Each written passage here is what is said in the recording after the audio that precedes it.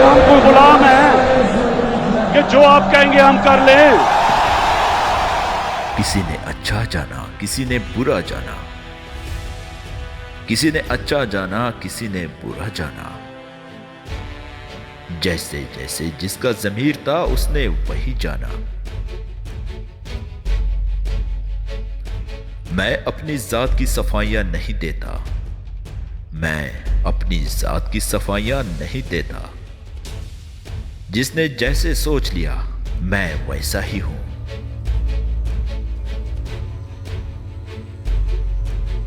हम कोई कागज नहीं जो लोगों को देखकर जला करें।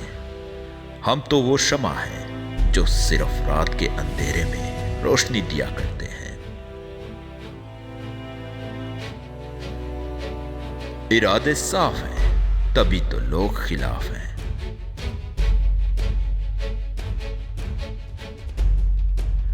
अगर हम समंदर बन जाएं तो तमाम दरिया, अगर हम समंदर बन जाएं तो तमाम दरिया हमारी तरफ बहना शुरू हो जाएंगे।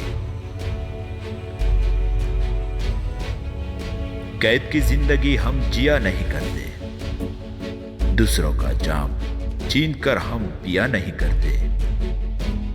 अगर तुमको मोहब्बत है तो खुलकर इजहार करो, वरना किसी का पीछा हम किया नहीं करते।